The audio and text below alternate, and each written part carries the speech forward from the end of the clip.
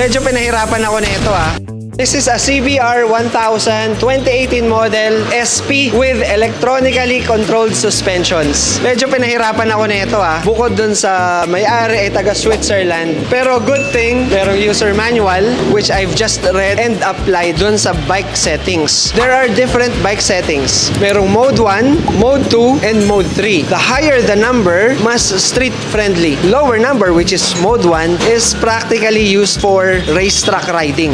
Mode 2 is okay for touring, winding roads, Marilake for example, and yung mode 3 for the street if you want maximum comfort. And then after those modes, meron pang 2 user modes wherein you can customize all the settings. At ano-ano naman yung mga settings na meron per mode. We have P or the power delivery ng engine. We have T or the torque output. Meron ding EB or so-called electronic braking.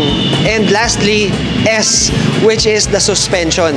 Yung mga nabanggit ko na yan, when it comes to suspension, meron ding M1, M2, M3, A1, A2, A3. Ang dami, di ba? Pero all in all, A1 is for the track, A2 is for the canyon riding, touring, A3 para naman siya doon sa street riding. Anong difference ng A at saka M?